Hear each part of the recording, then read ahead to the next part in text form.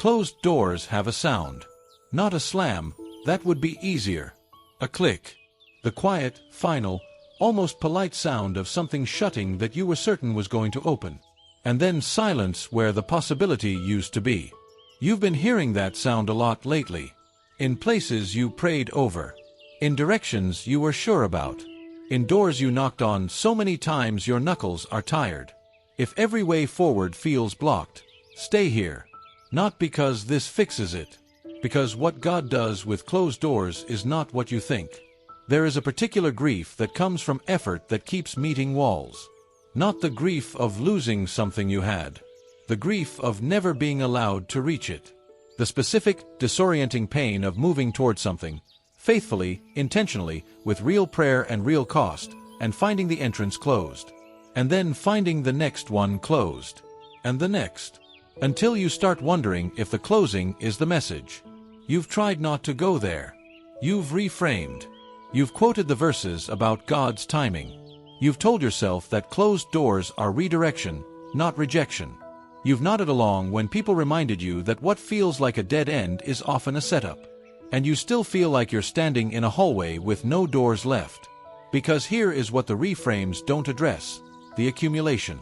1 closed door is a redirection. 2 is a lesson. 3 starts to feel like a pattern. And somewhere around the 4th or 5th or 10th, a quiet, terrible thought arrives that is harder to pray through than any of the closed doors themselves. What if I'm the problem? What if there's something about me, my faith, my timing, my understanding of God's voice, that keeps producing these results? What if other people move through their lives finding open doors because they have something I don't? What if the doors aren't closed because of God's plan? What if they're closed because of me? And that thought, once it arrives, is not easy to dismiss. Because it has evidence. Real, lived, accumulated evidence. The job that didn't come through. The relationship that didn't open. The ministry that didn't grow. The prayer that has been prayed 100 times and answered with the same quiet click of something shutting. You are not being dramatic. You are not weak in faith. You are someone who has been faithful in the face of a lot of closed doors. And the exhaustion you feel is not the exhaustion of someone who stopped trying. It is the exhaustion of someone who kept going. And that specific, costly, unglamorous faithfulness is not invisible. Open to the one who put the doors there. Here is what changes everything about every closed door you are standing in front of. You are not the one who decides which doors open. That sounds simple. It isn't. Because we have been taught, by culture, by productivity culture, by a well-meaning Christianity that sometimes sounds too much like self-help, that the right combination of faith and effort and strategy opens doors. That if you pray correctly, position correctly, believe correctly, the door opens. And when it doesn't, the conclusion feels obvious. You didn't do it correctly enough. But that is not the theology of the one who holds the keys. Revelation 3 verses 7 to 8 says something that should stop you completely.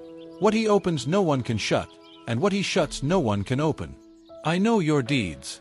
See, I have placed before you an open door that no one can shut. No one can shut. The door that God places before you, the specific, appointed, prepared door, cannot be closed by circumstance. Cannot be closed by someone else's decision. Cannot be closed by your imperfect faith or your imperfect timing or the accumulated weight of your history. Cannot be shut. And the doors that have been closing, he is in those too. Not as punishment. Not as abandonment. But as the architect of a route you cannot see from your current position. The closed doors are not evidence that the way forward doesn't exist. They are evidence that the way forward is not the way you mapped. And his maps are better than yours. Not slightly better. No one can shut better. There is a woman in the Bible whose most important door had been closed for decades. Her name was Sarah. And before we arrive at the miracle, I want to sit with her in the ordinary weight of the closed door, because that is where you are, and she deserves to be understood in her waiting rather than only in her resolution. Sarah had been promised something. Not vaguely, specifically. A son. An heir. The continuation of something that was supposed to be the beginning of everything. And year after year, the door stayed closed. Her body stayed closed. The promise remained a promise and never became a reality. And she tried everything she knew to try, including trying her own way. She gave her servant Hagar to Abraham. She attempted to build the promised future through a door she could engineer herself. And we don't judge her for it, we understand her. Because she had been waiting for a door that wasn't opening, and the silence had become its own kind of answer. She had stopped expecting the original door to open. And then, when she was 90 years old, long past the season when the door could open by any natural means, 3 visitors arrived. And one of them said, "Sarah, your wife, will have a son." And Sarah, listening from inside the tent, laughed. She laughed. Not with joy. Not with the bright, believing laugh of someone who had held on and finally received the word they were waiting for. With the quiet, private, slightly bitter laugh of someone who has been standing at a closed door long enough that the announcement of its opening sounds like something you almost don't dare to believe. "After I am worn out and my Lord is old, will I now have this pleasure?" That is not the language of weak faith. That is the language of someone who has been faithful for so long that hope has become almost too expensive to spend again. And the door opened anyway. Not because her laugh was the right response. Not because she performed the belief correctly. But because the one who made the promise was not dependent on her capacity to sustain hope through the decades of the waiting. Her laugh didn't close the door. His faithfulness was larger than her exhaustion. When Isaac was born, and his name means he laughs, Sarah said something that has echoed through every generation of closed-door waiting since, "God has brought me laughter, and everyone who hears about this will laugh with me." The same laugh, transformed, not by her own recovery of faith, by the arrival of what was promised. You don't have to imagine what it feels like to have laughed the tired laugh at a promise that sounded impossible from where you were standing. You already know what it is to be worn out by waiting and still here. The door Sarah was waiting for opened after she stopped expecting it. Yours is being prepared while you are standing in front of the wrong one. Here is what prolonged closed doors do to hope over time that no one warns you about. They teach you to stop hoping at the right height. Early in the waiting, hope is full-sized. You believe the door will open and you expect it to look a certain way. But as the doors keep closing, hope quietly adjusts itself downward. It stops expecting the full thing and starts hoping for a reduced version. A partial version. The version that seems achievable given the evidence. And reduced hope produces reduced asking, which produces prayers that are smaller than what God prepared. Which produces a life that stays narrower than what was intended, not because the provision was limited, but because the asking was. Sarah stopped hoping for the original door a long time before Isaac arrived. She had revised her hope downward to what she could engineer. And God had to work around her revised expectations to deliver the original promise. He did it anyway. Because His faithfulness is not limited by the size of your current hope. The doors that have been closing are not evidence that the promise has been revised downward. They are evidence that the route is different from the one you mapped. And routes can change without the destination changing. What was promised is still promised. What was prepared is still prepared. The door that has been closing is not the door. It was never the door. The door He places before you, the one no one can shut, is still ahead. And it is being made ready. Let's slow down. Not to reframe the closed doors. Your mind has been reframing them for weeks, and reframing doesn't reach the place where the discouragement actually lives. Just to breathe in a different direction for a moment. Begin with your breath. Inhale, and instead of facing the closed doors, turn around. Just in your imagination. Turn away from the wall of what hasn't opened and notice what is behind you. What has been given? What did open? What arrived in a form you didn't expect but received anyway? Even one thing. Exhale, and let that one thing be evidence. Not that everything is fine. Not that the closed doors don't matter. Just evidence that the one who opened that one thing is still the one holding the keys. Now, name the closed door. The specific one. Don't analyze why it's closed or what you could have done differently. Just name it. And then say, even barely, I trust you with this one. Not because you feel it fully. Because you are choosing it anyway. Romans 8 verse 28 does not minimize the closed doors. It holds them inside something larger.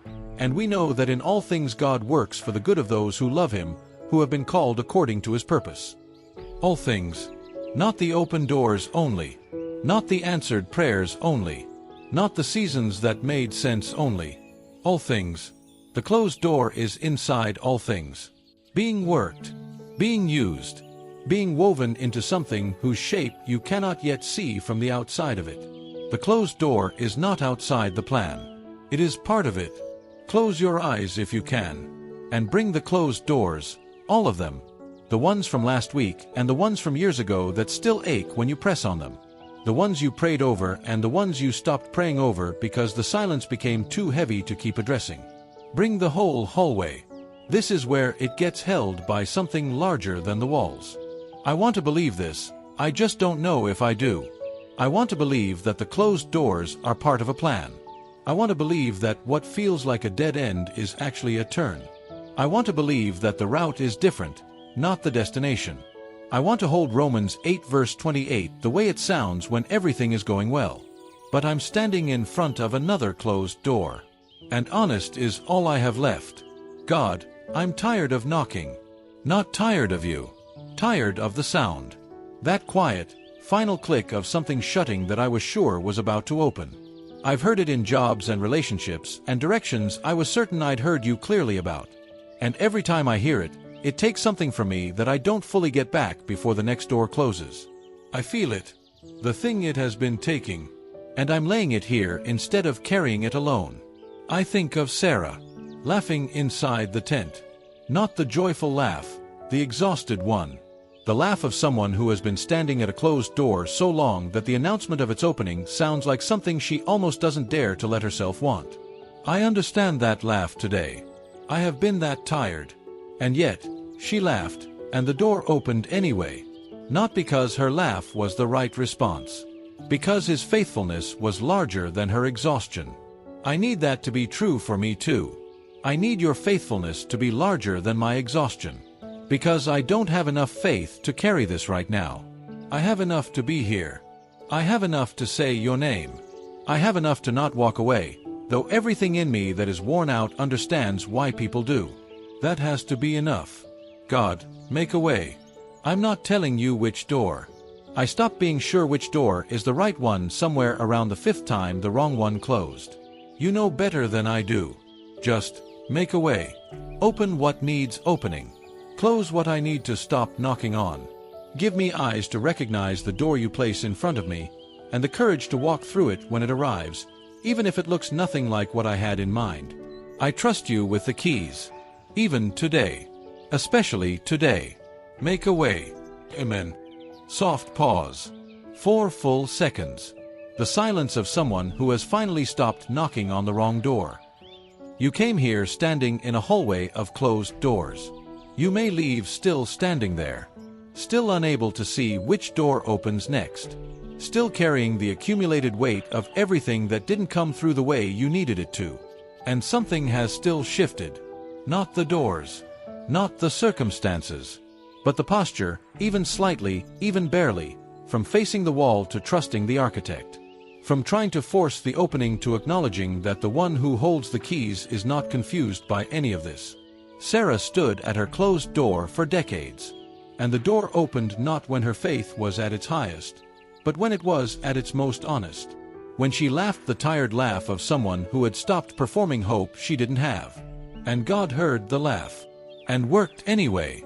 Your tired faith, the barely there, I want to believe this but don't know if I do faith, is not too small for the God who opened Sarah's door. It is exactly the kind he works with. Come back tomorrow. Not with a new strategy for the doors. Just with the posture. Hands open. Keys surrendered. The quiet, daily, costly choice to trust the one who sees the whole hallway from above. And if someone you know has been knocking on closed doors until their knuckles are tired, send this. No explanation. Just, what God does with closed doors is not what you think. Here. Sometimes that is the only thing someone needs to hear to keep standing in the hallway one more day. One day you will look back at this moment, this exact, hallway every door closed moment, and know that this was where it turned. You just couldn't see it yet. But it was turning. It was always turning.